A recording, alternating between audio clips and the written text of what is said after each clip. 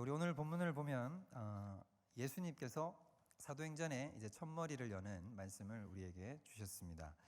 한국 교회에서 가장 흥미없고 또 많은 사람들에게 관심을 끌지 못하는 주제가 뭐냐면 거대 담론입니다. 그러니까 이 거대 담론이라는 것은 하나님의 영광, 나라와 민족과 열방이 주님 앞에 돌아오는 것, 부흥과 같은 이런 주제들은 많은 성도들에게 사실 인기가 별로 없습니다. 이런 이야기를 꺼내는 것보다 이 한국 교회의 많은 성도님들의 주도적 방향, 신앙의 생활 속에서 듣고 싶어하는 하나님의 말씀은 내가 이 신앙생활을 어떻게 함으로써 인해서 하나님이 주시는 참된 복락을 누릴 수 있을 것인가, 그리고 지금 내가 고통당하는 이 시점 가운데서 내 신앙생활을 어떻게 영위해 나갈 수 있을 것인가라고 하는 이 사적인 영역 속으로 자꾸 이 복음이 수렴에 들어가고 있다고 하는 것입니다. 이 거대 담론에 대한 것에 이런 무관심이 왜 이 한국 교회를 장악하고 있는가라고 한다면 그 주도적 원인이 바로 하나님 나라에 대한 관심이 없기 때문인 것입니다. 우리가 오늘 본문 말씀을 보면 예수님께서 이제 어떻게 이 사도행전의 서두를 여시는지를 한번 보여주는데요. 이 사도행전의 저자는 여러분도 잘 알다시피 누가입니다. 이 누가복음을 썼던 누가인데, 이 누가가 누가복음을 데오빌로 각하에게 써주고 나서 그 내용을 1, 2절을 통해서 한마디로 요약을 하죠. 거기서 보면은 예수님께서 먼저 쓴 글, 데오빌로요, 내가 먼저 쓴 글은, 이것은 누가복음을 이야기하는 것입니다. 그럼 예수님의 그 복음서의 행적을 보면 예수님이 가르치시기를 시작하시고 나서 성령으로 명하시고 승천하신 날까지의 일을 기록하였고, 3절 초반부에 보면 고난받으신 후에, 이 말은 바로 십자가에 달리시고 죽으신 사건을 이제 이야기하는 것이죠. 그리고 이제 부활하신 것까지를 내가 썼다라고 이렇게 요약을 하고 있습니다. 그 다음에 예수님께서 부활하시고 난 다음에 예수님이 제자들과 함께 얼마 동안 같이 계셨냐면 이 지상에서 40일 동안 같이 계셨다는 것입니다. 40일 동안 한 달 10일 정도를 예수님께서 같이 계시면서 예수님께서 어떤 한 주제에 집중하셔서 이 제자들을 가르치셨는데, 오늘 3절을 다시 한번 보십시오. 40일 동안 그들에게 보이시며 하나님 나라의 일을 말씀하셨다라고 되어 있습니다. 그러니까 예수님께서 승천하실 기약이 이제 한 달 뒤면, 대략 한 달 뒤면 이제 예수님이 승천을 하시는 것입니다. 그러면 그 승천을 앞두고 예수님이 마지막으로 이 제자들에게 담금질을 하시고 제자들에게 전파하시길 원했던 것, 제자들이 마지막으로 기억하기 원했던 것이 바로 어떤 주제였냐면 하나님 나라였다라고 하는 것이죠. 그럼 여러분 잘 한번 생각해 보십시오. 여러분, 한 사람이 자신이 세상을 떠나기 전에 마지막으로 남기는 말, 마치 유언과 같은 말, 그런 말에는 여러분 어떤 것들이 담겨 있겠습니까? 자신이 가진 모든 인생의 철학, 그리고 자신이 생각했을 때 가장 인생에서 중요하다고 생각한 것, 자신이 인생에서 가장 모든 것을 걸고 행해왔던 것들을 아마 마지막 유언처럼 남길 것입니다. 예수님은 물론 승천하셔서 여전히 지금도 살아계시지만 이 제자들과 이제 떨어지면 이제 육체로 마주대하는 것은 지금이 마지막이라는 것이죠. 그러면 예수님께서는 마지막으로 이 제자들에게 남기고 싶은 말이야말로 예수님의 가슴 속에 불타오르고 있는 가장 중요한 주제라는 사실을 우리가 알 수 있다고 하는 것입니다.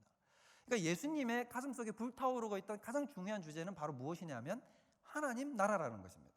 많은 성도들이 하나님 나라라고 하는 주제에는 사실 별 관심이 없습니다. 그렇죠? 우리가 크게 들어도 봤고, 또 우리가 하나님 나라의 중요성에 대해서 깨닫기도 하고, 또 그것을 추구해야 된다는 당위에 대해서는 우리가 알고 있습니다. 그러나 그것이 정말 우리 가슴을 관통해서 예수님처럼 마지막 세상을 떠날 그 시점에 내가 붙들고 전파할 것이 바로 하나님 나라인가 라고 돌아본다고 한다면 사실 그러지 못한다는 사실을 우리가 깨달을 수 있다는 것이죠. 자, 그러면 예수님이 여러분들이 처음 그 공생의 사역을 시작했을 때 했던 말들을 여러분 기억하실 것입니다. 예수님이 공생의 사역을 처음 시작하시면서 선포하셨던 말이 무엇이죠? 회개하라, 천국이 가까이 왔느니라. 하나님 나라라는 말이 여러분 원어로 보면 바실레이아입니다. 그러면 이 천국이라는 말도 똑같습니다. 바실레이아. 하나님 나라와 천국은 똑같은 말이라는 것이죠. 그러면 예수님이 첫 공생의 사역을 시작하면서부터 시작하신 그 주제도 무엇이냐면 바로 하나님 나라였고, 지금 승천하시면서 마지막으로 제자들에게 남기고 떠나시는 말도 하나님 나라인 것입니다. 그리고 여러분 오늘 본문을 보면 이 사도행전 1절에서 3절까지 서두를 열고 있는 이 위대한 주제 하나님 나라가 사실 사도행전 끝에도 나타나고 있습니다. 여러분들 사도행전 끝부분으로 한번 가보실까요? 맨 마지막 장, 맨 마지막 절을 한번 보십시오. 자, 신약성경 238페이지 있습니다. 자, 30절, 31절을 우리가 다 같이 한번 읽어봤으면 좋겠습니다. 28장 30절, 31절 말씀입니다. 시작.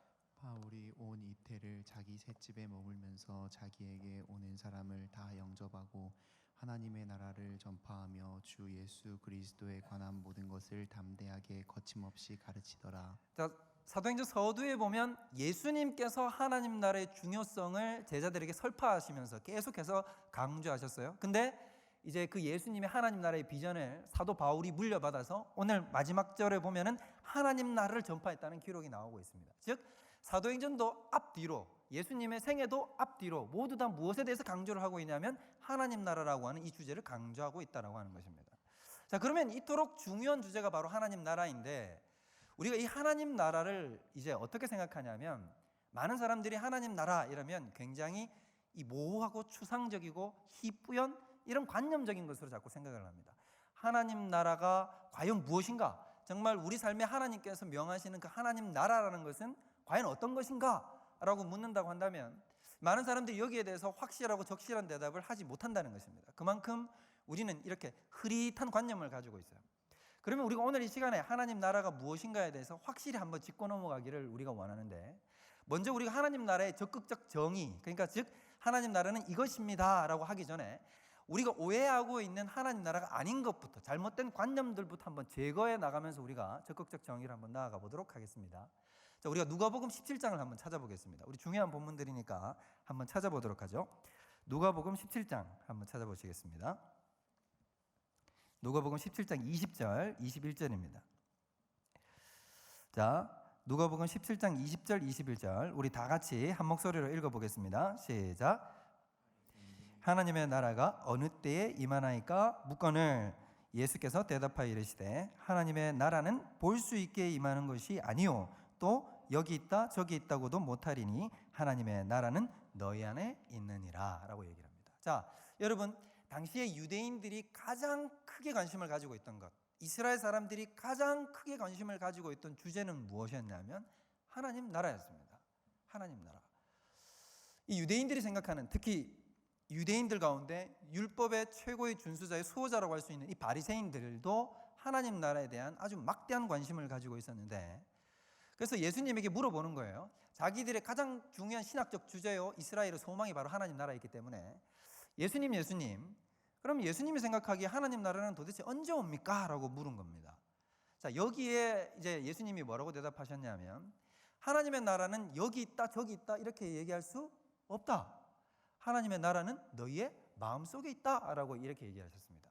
이 바리새인들이 듣기에는 여러분 이게 어떻게 들리냐면 굉장히 뜬구름 잡는 소리 같이 들리는 거예요. 바리새인들이 생각하는 하나님 나라에 대한 관념과 예수님이 지금 말씀하시는 하나님 나라에 대한 관념이 완전히 극과 극으로 갈린다는 사실을 우리가 오늘 이 본문에서 알 수 있는 것이죠. 그러면 바리새인들이 생각하는 하나님 나라의 관점은 뭐냐면 눈에 보이는 가시적인 것인 겁니다. 눈에 보이는 것, 물질적인 것, 만져볼 수 있는 것, 영역적인 것을 말한다는 것을 우리가 알 수 있죠. 예수님은 그런 게 아니다라고 얘기를 하신 것입니다. 당시에 유대인들은 하나님 나라에 대한 소망을 무엇이라고 생각했냐면 쉽게 말하면 이스라엘 민족의 위대한 부흥이에요. 그러니까 하나님의 선민으로 택함받은 이 이스라엘 민족이 전 세계에 이 영향력을 발휘하는 것입니다. 그래서 선민으로 택함받은 우리가 세상 속에 여호와의 율법의 도를 물이 바다를 덮은 것 같이 넘치도록 만들어내는 것, 바로 이것이 하나님 나라의 도래, 그리고 이스라엘이 패권을 지는 것, 로마로부터 독립하여 이 패권을 지는 것이 바로 하나님 나라의 도래라고 생각했던 것입니다. 그래서 그 하나님 나라는 도대체 어떻게 도래하게 되느냐? 그 사람들도 알았어요. 구약 성경을 알았기 때문에 그 하나님 나라는 바로 메시아를 통해서 온다는 사실을 이들도 알고 있었던 것입니다. 그러나 그들은 하나님 나라를 육적이고 제국적이고 이런 것으로 생각했기 때문에, 가시적인 것으로 생각했기 때문에 메시아에 대한 관념도 다르게 생각한 거죠. 메시아에 대한 관념도 무엇이라고 생각하겠습니까? 메시아도 어떤 것을 가져올 수 있는 메시아냐면 우리를 죄에서부터 구원하는 이런 대속적 죽음을 통한 우리에게 구원을 주는 메시아가 아니라 이 이스라엘의 정치적 부흥을 이끌어낼 수 있는 정치적 메시아를 구하고 있었던 것입니다. 바로 이것이 바리새인들과 이스라엘 백성들 그리고 예수님 사이에 나타나는 이 견해의 차이가 발생하게 되는 것이죠. 그렇기 때문에 예수님께서는 오늘 이 바리새인들에게 이야기하고 있는 것입니다. 하나님의 나라는 눈에 보이는 것이 아니다. 우리가 흔히 생각하는 하나님 나라, 미국, 영국, 독일, 우리 한국처럼 눈으로 보일 수 있는 어떤 영역, 이런 것이 아니라는 것입니다. 보이지 않는 것이야말로 하나님 나라의 특성이라고 지금 예수님은 말씀하고 계신 것이죠. 자, 그 다음에 보면, 그래서 하나님의 나라는 영적이며 비가시적인 것입니다. 우리가 로마서 14장도 한번 찾아보겠습니다. 로마서 14장 17절 말씀 한번 보겠습니다.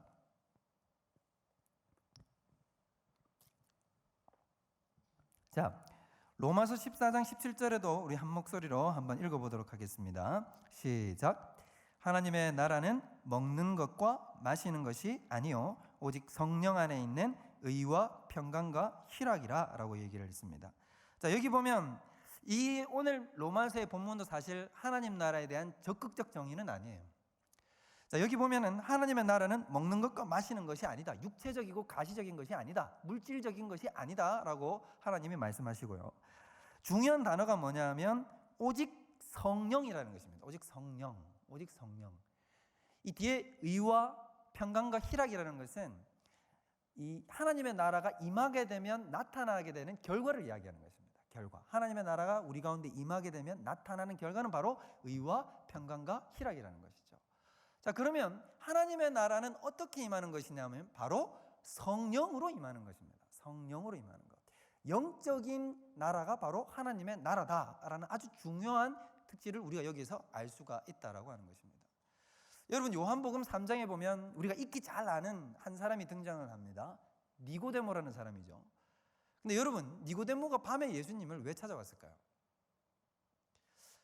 니고데모는 가슴속에 어떤 한 가지 질문이 있었거든요. 풀리지 않는 질문이 있었어요. 그 풀리지 않는 질문을 예수님에게 묻고 싶었던 겁니다. 그 주제가 뭐였냐면 바로 하나님 나라였어요. 그걸 묻기 위해서 예수님을 밤늦게 찾아간 것입니다.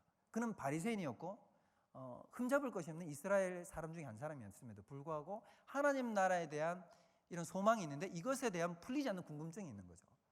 근데 이걸 가지고 이제 예수님을 찾아갔어요. 근데 예수님을 찾아갔을 때 이제 예수님 앞에 소위 말하는 립 서비스를 합니다.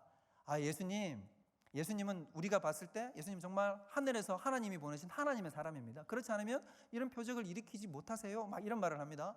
그랬더니 예수님은 사실 니고데모의 그 마음속에 있는 궁금증이 뭔지 아시잖아요.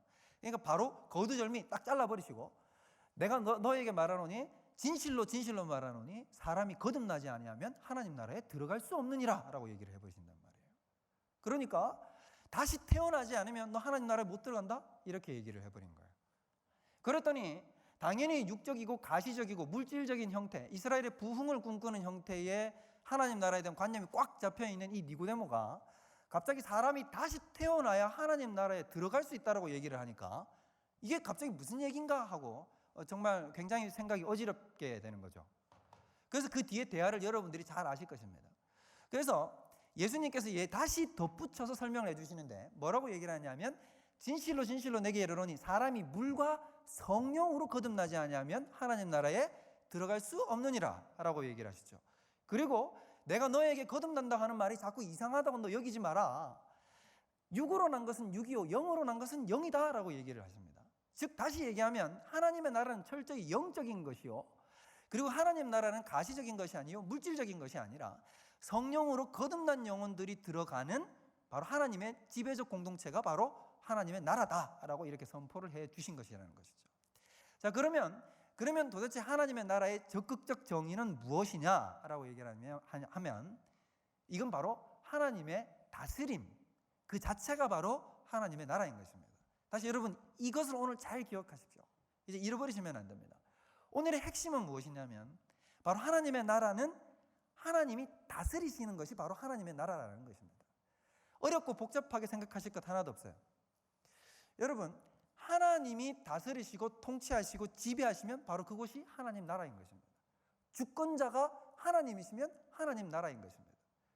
국민이 다스리면 국민의 정부잖아요. 그렇죠? 독재자가 다스리면 독재자의 나라인 것입니다. 뭐 나라의 이름이 뭐라고 붙었든지 아무 상관이 없어요. 그런데 그곳의 주권자와 통치자가 바로 하나님이 되시면 하나님의 나라가 되는 것입니다. 자, 영적인 하나님께서 하나님이 성령으로 말미암아 통치의 역사를 베푸시기 때문에 그것은 당연히 미국, 영국, 독일, 일본처럼 가시적으로 보이는 형태가 아니죠. 이해되시죠? 그래서 예수님이 다스리는 그 자체, 예수님이 다스리는 행동, 예수님이 다스림이 펼쳐지는 영역 자체가 바로 무엇이냐면 하나님 나라인 것입니다. 여러분, 이걸 어떻게 하면 더 쉽게 잘 이해할 수 있냐면, 우리 예수님께서 마태복음이나 복음서에 보면 이런 일들을 행하신 걸 여러분들이 기억하실 것입니다. 이 예수님이 귀신을 쫓아내시죠. 이 귀신을 쫓아냈더니 바리새인들이 막 비난을 한단 말이에요. 그랬더니 예수님이 뭐라고 대답을 하시냐면 이렇게 얘기를 해요. 내가 성령으로 말미암아서 귀신을 쫓아내는 것이면 바로 너희 속에 이미 무엇이 임했다고요? 하나님 나라가 임했느니라, 이렇게 말씀을 하신단 말입니다. 여러분, 이 말이 이해가 되십니까? 귀신이 사람 속에 들어와서 귀신이 그를 다스리고 그를 통치해버리면 그의 안에는 사탄의 나라가 구축되어 있는 것입니다. 그는 사탄의 죄의 노예에 잡혀 있는 것이죠. 그런데 거기에 성령, 더 강한 세력인 성령이 들어오셔서 하나님의 능력과 하나님의 주권과 하나님의 통치로 기존에 있던 악한 영들의 세력을 몰아내버리고 그 자리를 하나님이 통치하시는 영혼이 되면 그 안이 무엇이 되는 것입니까? 하나님 나라가 되는 것입니다. 그래서 예수님이 뭐라고 얘기를 하시느냐, 너희 속에 성령이 임하시고 하나님의 주권이 임하시면 바로 그곳이 하나님의 나라다라고 선포를 하시는 것입니다. 그래서 우리가 누가복음 17장 20절 21절에서 본 것처럼 예수님이 말씀하시는 말이 바로 그 뜻인 것이죠. 하나님의 나라는 이곳에 저곳에 있다고도 할지 못하리니 하나님의 나라는 어디에 있느냐? 우리의 마음속에. 하나님이 우리의 영혼을 지배하여 주실 때 바로 하나님의 나라가 그 속에 건설된다라고 하는 것입니다. 자, 이 하나님의 나라는 얼마나 중요한 것이냐면 사람이 원래부터 하나님으로부터 받은 위대한 사명이 바로 이 하나님 나라입니다. 우리는 이걸 잊지 말아야 됩니다. 우리가 창세기를 한번 보겠습니다. 창세기 한번 넘어가 보세요. 창세기 1장. 우리 성경이 제일 첫 부분으로 들어가셔서요. 창세기 1장 28절, 우리 익히 잘 아는 본문입니다.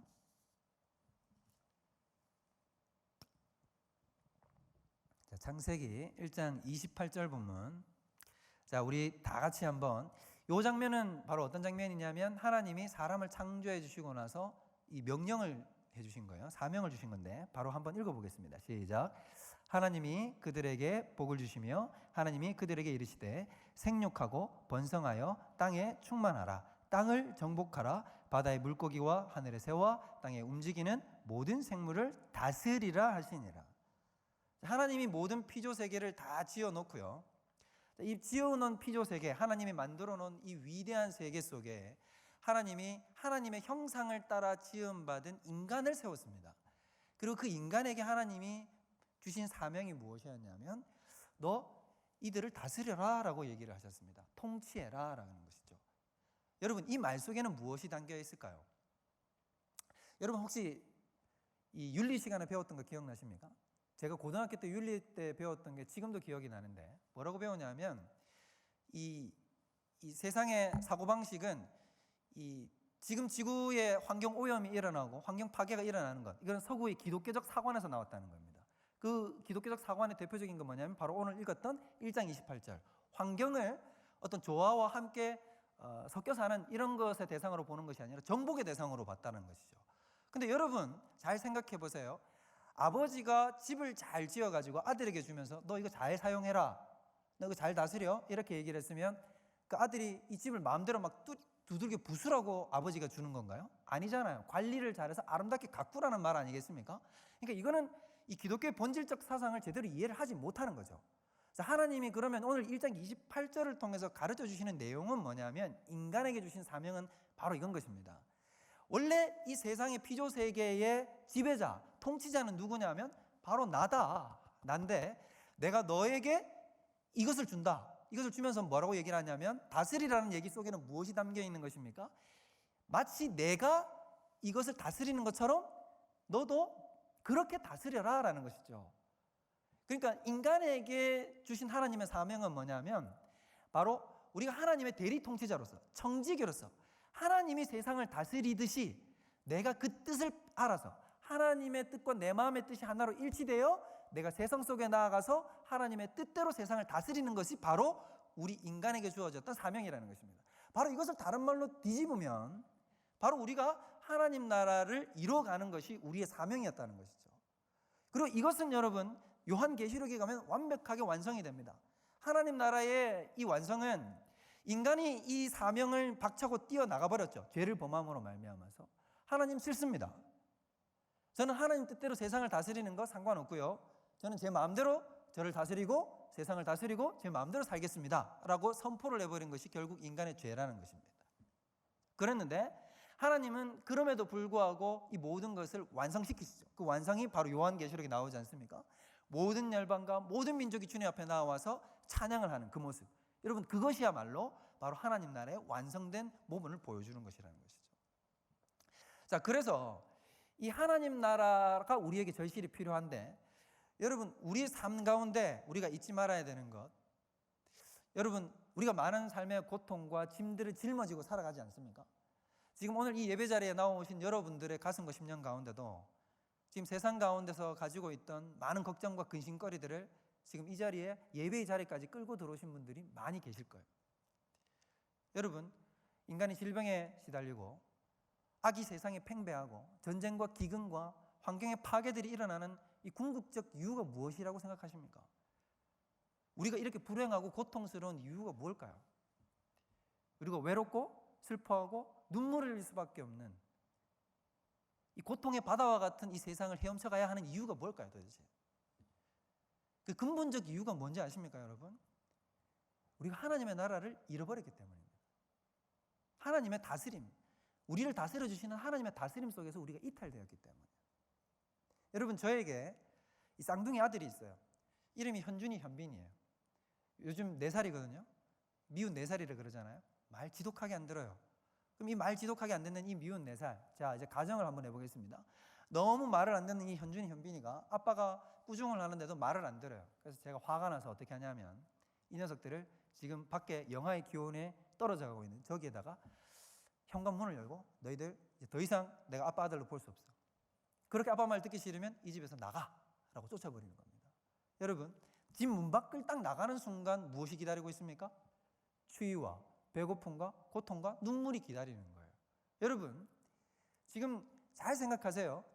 지금 현준이, 현빈이 그 아들이 잃어버린 것은 집을 잃어버린 겁니까?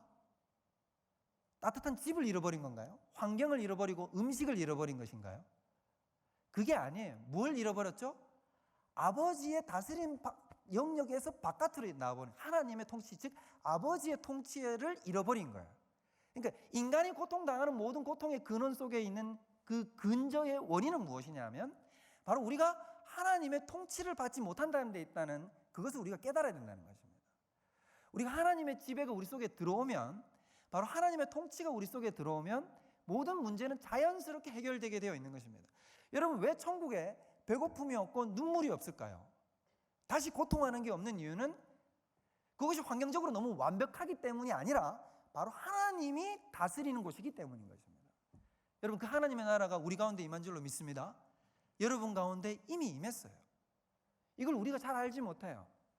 이걸 우리 많은 성도님들이 누리지 못하십니다. 하나님이 이미 예수 그리스도를 통하여 우리 가운데 그 하나님의 나라 주권과 통치의 회복을 명하셨고 이루셨습니다.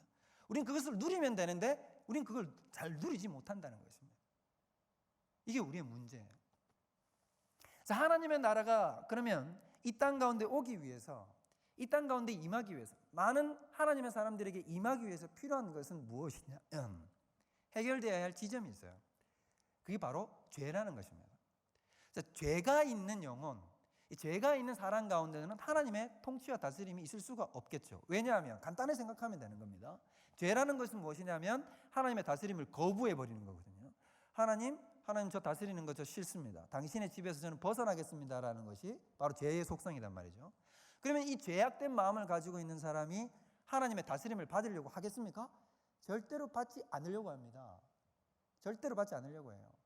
이 육에 속한 사람, 즉 하나님의 통치의 바깥에 있는 사람들은 절대로 하나님의 다스림을 적극적으로 받으려 하지 않아요. 스스로 내려놓으려고 하지 않는다는 겁니다. 예를 들어서 여러분이 조선시대 때 왕이라고 한번 생각해 보십시오. 여러분이 조선의 왕이에요. 그런데 저 어디 시베리아에서 이름도 알지 못한 어떤 사람이 조선의 국경을 넘어오더니 왕인 나에게 얘기를 하는 겁니다. 당신이 사실은 왕이 아니고 내가 왕이요 라고 얘기를 하면 여러분은 왕위를 그냥 툭 내어놓겠습니까? 그 정신이 제대로 박혀 있으면 아무도 스스로 그 왕좌에서 내려놓지 않죠.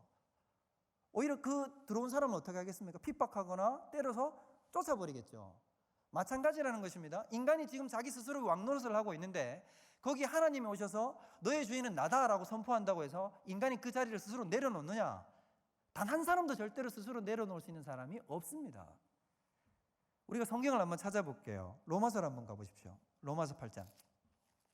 한번 성경 다시 볼게요. 자, 로마서 8장 249페이지에 있습니다.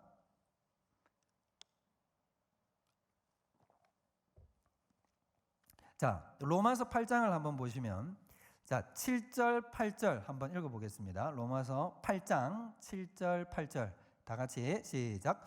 육신의 생각은 하나님과 원수가 되나니 이는 하나님의 법에 굴복하지 아니할 뿐 아니라 할 수도 없음이라. 스톱. 거기까지만 읽겠습니다. 잘 보면 자, 육신에 속한 자, 육신의 생각에 사로잡혀 있는 사람, 즉 죄악된 존재는 어떠냐면 하나님과 원수가 되는데 이는 하나님의 법에 굴복을 하지 않을 뿐 아니라 할 수도 없다. 가능하지도 않다. 하고 싶은 마음도 그 사람 속에는 생기지 않습니다. 그래서 결론부터 얘기하면 내가 내 속에 있는 이 인간의 가슴 속에 있는 죄의 문제가 해결되지 않으면, 이 죄가 없어지지 않으면 하나님의 나라와 통치 속으로 들어갈 수 자체가 없는 거죠. 그래서 예수님이 이 땅에 오시는 것입니다. 그래서 예수님이 이 땅에 오시는 거예요. 예수님께서 이 땅에 오셔서 하신 일이 무엇이냐면 우리를 하나님 나라, 잃어버렸던 그 하나님 나라로 우리를 다시 데리고 들어가기 위해서, 우리를 잃어버렸던 하나님의 나라로 다시 이끌고 들어가시기 위해서 우리 마음속에 무엇을 제거하셔야 됩니까? 우리 영혼 속에 우리의 죄를 제거하셔야 되는 거예요. 그래서 주님의 십자가의 죽으심과 부활이 바로 그렇게 일어나게 되는 것입니다. 그래서 여러분, 주님께서 이 땅에 오신 궁극적 목적은 우리의 구원이 아닙니다. 잘 들으십시오. 오해하지 마시고. 예수님의 궁극적 목적은 구원보다 더 큰 것에 있습니다. 하나님이 그저 우리를 구원해서 죽어서 천국 들어가는 것으로 만족하는 것이 아니라 우리를 구원 얻은 사람으로 세워서 이 땅에 세워놓으신 목적은 뭐냐면 하나님 나라의 모든 열방을 향해서 뻗어나가는 저 모든 피조 세계 속으로 하나님의 통치가 임하도록 하기 위해서라는 사실을 우리가 깨달아야 된다는 것입니다. 하나님은 훨씬 더 위대하고 원대한 목적이 있으신 거예요. 그게 바로 우리 예수님이 이 땅에 오셔서 십자가를 지신 목적이에요. 죄사함 받고 그것에서 그치는 것만이 우리의 모든 목적이 아니라는 것입니다. 더 큰 위대한 목적, 하나님의 나라를 이루기 위해서 바로 예수님께서는 십자가의 구속의 사역을 이루신 것입니다. 그래서 우리가 오늘 방금 보았던 사도행전 1장에 예수님께서 무엇이라고 하셨습니까? 이제 구속의 사역이 완성되었잖아요. 부활까지 하셨습니다. 그러면 죄의 권세는 끝난 것입니다. 그래서 예수님께서 이제 자신이 구속 사역으로 완성하려고 했던 것, 이 땅에서 이루려고 했던 바로 그 하나님 나라에 대해서 비로소 제자들에게 더 심도 있게 가르치시는 거예요. 무려 40일 동안 계속해서 반복적으로 하나님 나라의 일을 가르치시는 것이다, 이 말인 것입니다. 그래서 우리 하나님께서는 바로 우리가 이런 잃어버렸던 하나님의 통치를 회복하기 위해서 우리 예수 그리스도를 보내셨고 우리가 주님의 나라를 향해서 달려갈 수 있도록 인도해 주시고 길을 열어주신 것입니다. 자, 그렇다면 이제 우리에게 남겨진 과제, 우리는 이제 어떻게 살아야 하는 것입니까? 첫 번째로 우리가 행해야 될 것은 무엇이냐면 우리는 하나님의 통치, 하나님의 다스림을 누리면서 살 수 있어야 되는 거예요. 그리고 하나님의 통치를 받아야 되는 거예요. 적극적으로. 여러분, 우리의 신앙생활을 한번 돌아보시면 우리는 얼마나 하나님께서 우리를 다스려 주시려고 하고 하나님의 품 안으로 이끌어 들려고 주님께서 노력하심에도 불구하고 우리는 하나님의 품에서 벗어나려고 아등바등 애를 썼습니까? 예배의 자리를 사모하기보다 세상의 자리를 사모하고 기도의 자리에 무릎 꿇기보다 세상의 것을 사모하고 주님의 뜻 앞에 무릎 꿇기보다는 내 뜻 앞에 무릎 꿇었던 적이 얼마나 많이 있습니까? 죄의 욕망과 헛된 것을 향해서 세상의 걱정과 근심을 향해서 우리가 나아갔던 우리의 발걸음들을 여러분 기억하시죠? 여러분 다시 말씀드립니다만 우리 삶의 모든 문제의 근원은 바로 내가 하나님의 다스림에서 벗어났기 때문이라는 사실을 기억하셔야 됩니다. 많은 성도들에게는 하나님이 우리 모든 성도에게는 특권이 있는데 바로 하나님의 다스림 안에 들어와 있다는 특권이에요. 그래서 하나님의 다스림을 받으면 모든 문제는 자연스럽게 제자리를 잡는 것입니다. 제자리로 잡혀서 다 돌아가게 되는 거예요. 그래서 여러분 다른 것에 집중하지 마십시오. 문제 자체에 집중을 하면 안 돼요. 문제 자체에 집중을 하면 안 되고 하나님 본인, 우리 살아계신 하나님의 통치 앞으로 우리가 한 걸음 더 다가가는 것이야말로 우리에게 필요한 자세라는 것입니다. 제가 신앙생활을 하다 보면 제가 참 많이 겪는 일 중에 하나가 뭐냐면 수많은 문제들이 동시다발적으로 터지죠. 우리 설상가상이라는 말처럼 여기서 문제가 하나 펑 터지고 여기서 문제가 하나 펑 터지고 여기서 문제가 하나 펑 터집니다. 이런 문제들이 동시다발적으로 팡팡팡 터지면 마음이 너무 분주해져요. 도대체 어떻게 해결해야 되나? 마음이 너무 막 분주해서 하나님 앞에 나아갑니다. 하나님 이 문제도 있고요. B라는 문제도 있고 C라는 문제도 있어요. 하나님 이 문제는 도대체 어떻게 처리를 해야 돼요? 이건 어떻게 해결해야 됩니까? 라고 얘기를 하면 제가 항상 나아갈 때 인상적으로 겪었던 것은 무엇이냐면 항상 하나님이 이렇게 말씀을 하시는 것입니다. 수민아 괜찮아? 날 좀 봐. 날 봐. 그냥 저 주변 거 집중하지 말고 저 문제들이 너를 집어삼킬 것 같지? 아니라는 거예요. 괜찮다. 너 지금 날 보라는 거예요. 지금 날 보고 내 눈을 보고 내 음성에 귀를 기울이고 내 앞으로 들어오라는 거죠. 그리고 내가 하나님을 바라봅니다. 그리고 내가 주님의 음성을 듣습니다. 내 마음과 하나님의 마음이 일치가 됩니다. 그리고 신기하게요, 하나님이 그 다음에 어떻게 하시냐면 제 등을 탁 돌리세요. 그리고는 다시 문제를 바라보게 하시죠. 그러면 여러분 문제가 변해 있죠? 아니에요, 여러분. 문제는 안 변해 있어요. 환경은 그대로예요. 근데 정말 신기합니다. 제 시각이 변해 있어요. 그전에는 이 A라는 문제도 해결되기 어려울 것 같고 모든 문제들이 전부 다 나를 집어삼킬 것처럼 느껴지는데 이제 시각이 띄어서 이제 하나님의 통치하심이 내 안에 자리 잡고 딱 쳐다보면 무슨 생각이 드냐면 괜찮겠네. 아무 문제 아니네. 이겨낼 수 있겠구나. 하나님이 나와 함께 하시는구나. 라는 평강을 얻게 된다는 것입니다. 아무것도 염려하지 말고 오직 모든 일에 기도와 간구로 너희 구할 것을 감사함으로 하나님께 아뢰라. 그래야 하면 너희 환경이 달라진다? 아니요. 모든 지각에 뛰어나신 하나님의 평강이 너희의 마음과 생각을 지키시리라. 그것이 바로 하나님 나라가 여러분의 심령 가운데 임하는 것입니다. 여러분에게 그 하나님 나라가 열려 있다고요, 여러분. 여러분에게 이미 그 하나님의 통치가 지금 열려 있습니다, 여러분. 다른 것에 집중하지 마십시오.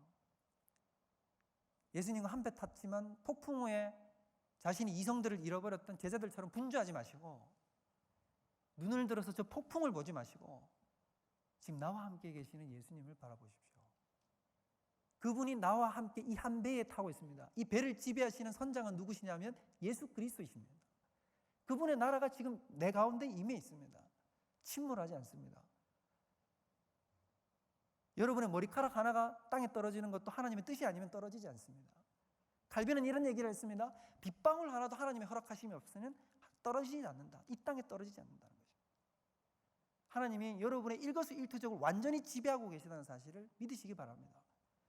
그것을 누릴 수 있는 삶, 이것이 바로 하나님 나라의 은혜를 누리고 사는 참 성도라는 사실인 것입니다. 두 번째로 우리가 가야 할 길은 무엇이냐면 바로 하나님의 나라를 적극적으로 추구해야 된다는 것입니다. 여러분 이것이 무슨 뜻이냐면 여러분 예수님의 마음속에 자리 잡았던 가장 중요한 기도의 제목은 무엇이라고 여러분 생각하십니까?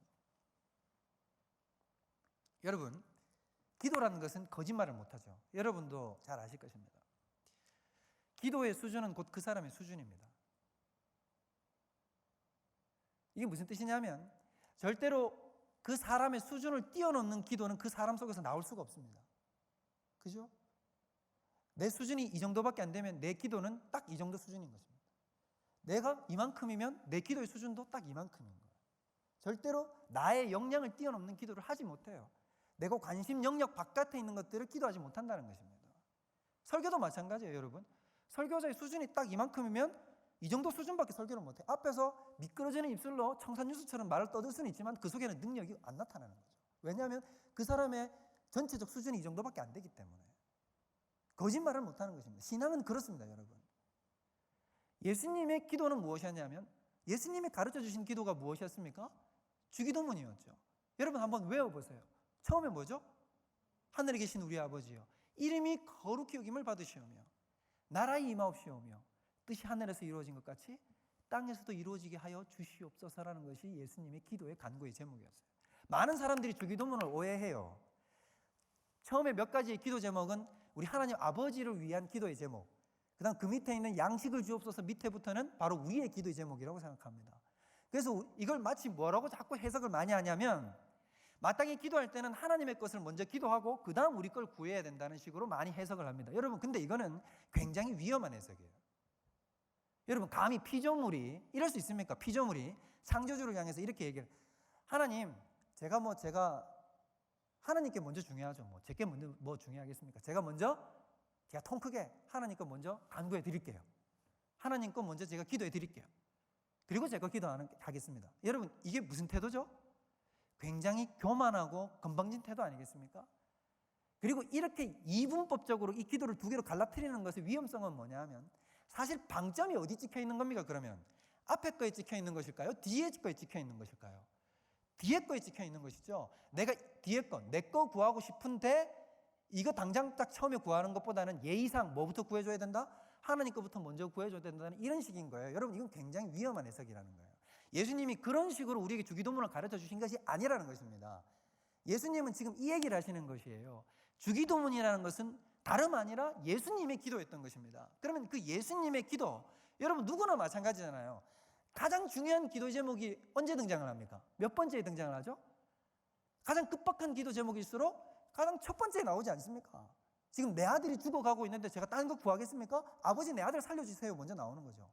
마찬가지로 예수님의 가장 마음속에 불타올랐던 가장 최고의 기도의 제목은 뭐냐면, 아버지의 이름이 거룩히 높임을 받는 것이고 주님의 나라가 이 땅 가운데 임하는 것입니다. 하나님의 나라가 이 땅 가운데 임하는 것이라는 것입니다. 예수님은 우리에게 이렇게 웅변하고 계신 것입니다. 너희도 그래야 한다. 너희도 이 마음을 가져야 한다. 너희의 마음속에 있는 가장 큰 기도의 제목, 가장 큰 소원도 바로 하나님의 나라를 구하는 것이어야 된다라고 가르쳐주고 계신 것입니다. 여러분, 이게 바로 하나님께서 우리에게 말씀해 주시는 것입니다. 여러분, 우리는 얼마나 많은 다른 것들의 시선이 쏠려 있습니까? 지금 수많은 다른 것들에 우리 마음과 시선이 빼앗겨 있지 않습니까? 여러분, 이 땅에 한국교회가 회복될 수 있는 유일한 방법, 우리가 다시 한번 부흥의 계절을 맞이할 수 있는 방법, 그것은 우선순위를 회복하는 것입니다. 우리 마음속에 하나님의 통치, 하나님의 다스림, 하나님의 나라를 우리 마음속에 가장 먼저 우리의 기도 제목으로 가지고 들어오는 것입니다. 이것이 바로 우리가 가져야 할 기도의 제목인 것입니다. 여러분, 저 잃어버린 수많은 영혼들, 이제 우리 선교의 계절이 돌아오고 있지 않습니까? 우리가 왜 선교를 나가야 합니까? 그것이 바로 하나님 나라의 확장인 것입니다. 잃어버린 저 영혼들, 하나님의 통치의 바깥에 있으면서도 자신이 불행하면서도 자신이 고통 가운데 빠져 있으면서도 무엇 때문에 그 고통 속에 빠져 있는지 도무지 알지 못하는 저 사람들을 우리가 데리고 하나님의 통치 속으로 들어오는 겁니다. 이게 바로 우리가 해야 될 일인 것입니다. 그 사람들은 탕자 같은 사람들이에요. 탕자같이 지금 하나님의 아버지의 집에서 떨어져 있는 사람들입니다. 돼지 지엽 열매를 먹고 있는 존재들입니다. 그들을 어떻게 해야 됩니까? 아버지 집으로 데려오는 거예요. 여러분, 우리가 어떤 존재인지 아십니까? 아버지 집에 있던 바로 그 큰아들 같은 존재인 거예요. 여러분, 이것으로 만족하지 마시라고요. 예배 잘 드리고 나 하나님 쏙썩이지 않고 11조 잘하고 나 크게 못하게 신앙생활 안 하는 거 별로 없어, 나 하나님 앞에 죄 짓지 않아서 정도로 만족하는 신앙인이 되면 안 됩니다. 그게 큰아들의 삶이었어요. 큰아들이 별로 잘못한 거 없었어요. 근데 여러분 잘 생각해 보십시오. 큰아들이 정말 아빠의 마음을 알았다고 한다면, 아버지가 밤낮 없이 동네 어귀에 나가서 막내 아들이 언제 돌아올까, 잃어버린 탕자가 언제 돌아올까를 자꾸 꿈꾸면서 그것을 바라보고 있다고 한다면, 그 녀석이 효자라고 하면 무슨 생각이 들어야 되겠습니까? 우리 아버지가 멀리 가버린 동생이 돌아오지 않는 우리 아버지는 행복할 수 없겠구나에 눈 뜬다고 한다면, 그 큰아들은 짐 싸들고 지금 동생을 찾으러 가야 되는 것입니다. 그게 바로 큰아들의 사명인 거예요. 근데 큰아들은 거기에서 불평하죠. 그게 우리의 삶이라는 거예요. 그 정도에 그치면 안 된다는 것입니다. 여러분, 그 잃어버린 동생 찾아서 돼지 지엽 열매 먹고 있는 그 동생을 찾아서 아버지 집으로 보내준 형님이 누군지 아십니까? 바로 그분이 예수 그리스도신 것이에요. 그분이 돼지 농장에 갇혀 있는 나를, 죄악의 바닷속에 헤엄치고 있는 나에게 다가오셨어요. 네가 돌아가야 아버지가 행복해. 아버지는 네가 돌아오기만을 꿈꾸고 있어. 동생아, 내가 여기 있을게. 네가 가라고 보내준 겁니다. 여러분, 이제 예수님은 여러분을 향해서 똑같은 부르심으로 응답하고 계십니다. 여러분, 이제 여러분이 그 잃어버린 영혼들을 향해서 달려가십시오. 또 죽어가는 열방을 향해서 달려가십시오. 여러분의 가족과 이 나라 민족과 열방을 위해서 기도하십시오. 이 땅에 하나님의 나라가 임하게 하여 주시옵소서. 먼저 그의 나라와 그의 의를 구하라. 먼저 그의 나라와 그의 의를 구하라. 이 위대한 사명은 저와 여러분들에게 주어진, 오늘 우리에게 주시는 하나님의 부름인 줄 믿습니다. 우리 시간으로 다 같이 찬양으로 주님 앞에 나가도록 하겠습니다. 우리 자리에서 한번 일어섰으면 좋겠습니다. 우리 다 같이 일어나셔서 아버지 당신의 마음이라는 제목의 찬양을 우리가 했으면 좋겠는데요. 우리 찬양의 가사가 이렇습니다. 아버지, 당신의 마음이 있는 곳에 저의 마음도 있기를 원합니다. 아버지, 당신의 눈물이 고인 곳에 저의 눈물도 고이길 원합니다. 아버지, 당신이 바라보는 영혼에게 나의 두 눈도 향하기를 원합니다. 그리고 당신이 울고 있는 그 어두운 땅을 향해서 나의 두 발도 향하기를 원합니다. 내 마음이 아버지의 마음을 알아서 내 뜻과 아버지의 뜻이 완벽하게 하나도 일치된 삶. 여러분, 바로 그것을 위해서 하나님은 우리를 부르신 것입니다. 우리 오늘 이 찬양의 가사를 따라가시며 우리 부를 때에, 여러분, 가사와 상관없는 찬양이 아니라 우리의 마음과 영혼을 담아서 합치된 마음을 가지고 우리 다 같이 우리 신앙의 고백으로 이 찬양을 주님 앞에 올려드리며 나아가도록 하겠습니다. 아버지, 당신의 마음이 있는 곳에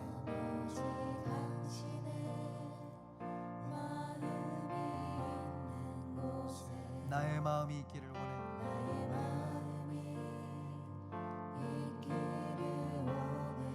아버지, 당신의 눈물이 고인 곳에 아버지, 당신의 눈물이 고인 곳에 나의 눈물이 고이길 원해요. 아버지, 당신이 바라보는 영혼에게 아버지, 당신이 바라보는 영혼에게 나의 두 눈이 향하길 원합니다. 나의 두 눈이 향하길 원해요. 아버지, 당신이 울고 있는 어두운 땅을 향해서 아버지, 당신이 울고 있는 어두운 땅에 나의 두 발이 향하길 원해요.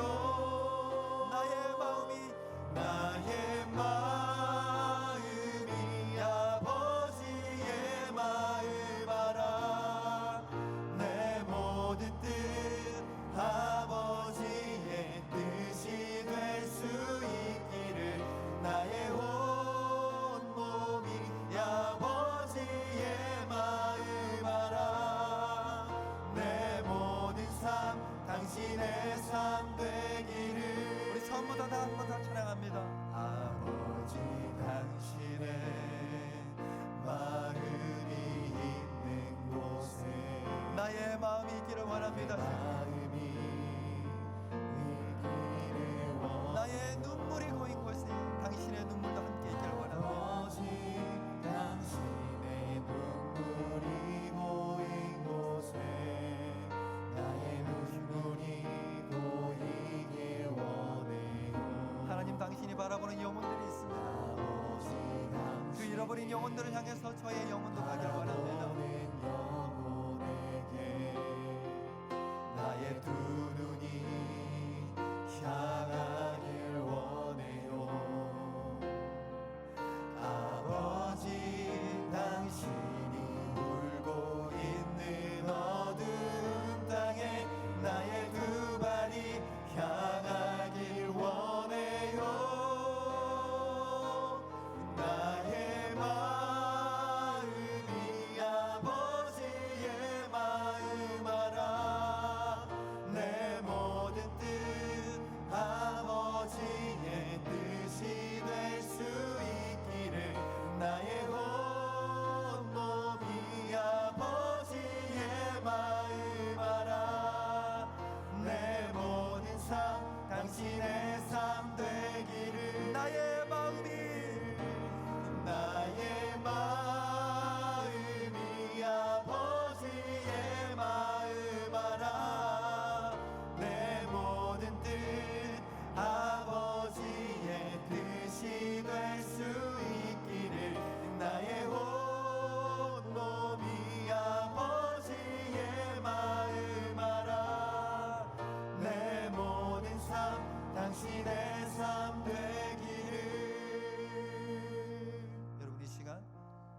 같이 한 목소리로 기도하며 주님 앞에 나아갔으면 좋겠습니다. 여러분 큰 소리 내지 않아도 좋습니다. 대신 우리의 마음을 모아서 주님 앞에 내어드립시다.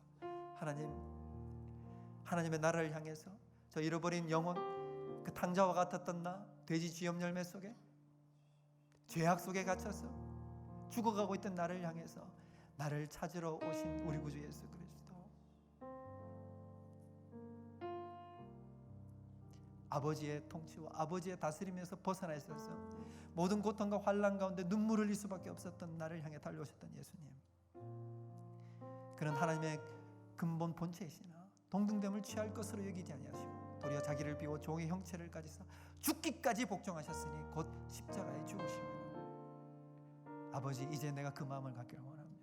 저 잃어버린 영혼들을 향해서, 이 나라와 민족의 잃어버린 땅을 위해서, 하나님의 통치에 다스림에서 벗어나 있는 저 수많은 열방을 향해서 물이 바다 덮은 같이 여호와의 영광을 인정하는 것이 가득할 때까지 아버지 땅 끝까지 나아가기를 원합니다. 이제 그 마음을 다시 회복할 수 있도록 주님 이 시간 임하여 주시옵소서. 이 시간 임하여 주시옵소서. 이 시간 주의 성령으로 임하여 주시옵소서. 우리 시간 우리 다 같이 주여 한번 부르며 우리 기도하도록 하겠습니다. 주여! 하나님 아버지, 우리 모든 잃어버렸던 우리의 심령들, 진심으로 주님 나라 구하지 못했던 우리의 모든 심령과 마음을 주여 붙들어 주시고 오직 그리스도 예수 앞으로 달려갈 수 있는 참된 믿음과 심령을 가진 저희들